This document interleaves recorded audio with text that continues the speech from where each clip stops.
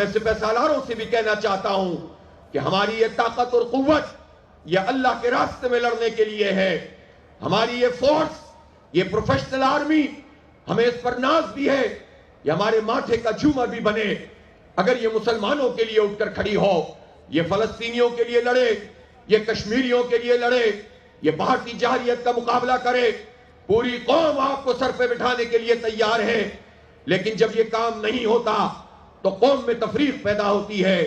پھر لسانی بنیادوں پہ تحریکیں اٹھتی ہیں، پھر قوم پرستی کی تحریکیں اٹھتی ہیں، پھر مسلکوں پہ لوگ تقسیم ہوتے ہیں، اور پھر اس کے نتیجے میں بس اپنی قوم کو فتح کرنے کا ایک سلسلہ چلتا رہتا ہے.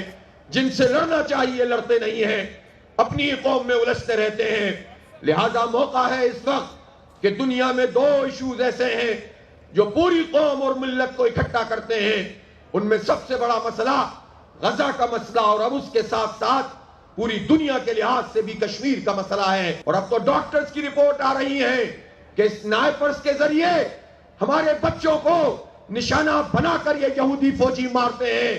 کوئی ہے جو ان کے لیے اٹھنے والا ہو؟ وَمَا لَكُمْ لَا تُقَاتِلُونَ فِي سَبِيلِ اللَّهِ وَالْمُسْتَضْعَفِينَ مِنَ الرِّجَالِ وَالنِّسَاءِ وَالْوِلْدَانِ الَّذِينَ يَقُولُونَ رَبَّنَا أَخْرِجْنَا مِنْ هَٰذِهِ الْقَرْيَةِ الظَّالِمِ أَهْلُهَا وَاجْعَل لَّنَا مِن لَّدُنكَ وَلِيًّا وَاجْعَل لَّنَا مِن لَّدُنكَ نَصِيرًا. کون ہے جو ان کی مدد کے لیے اٹھ کر کھڑا ہو؟ یہ جو جنگیں ہوتی ہیں یہ فوجیں نہیں لڑتی، یہ قوم لڑتی ہے.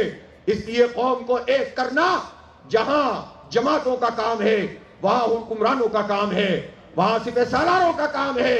اس لیے سب اپنا کام کریں گے تو اکٹھے ہو کر ہم لڑیں گے، ورنہ تفریق پیدا ہوگی تو دشمن فائدہ اٹھائے گا.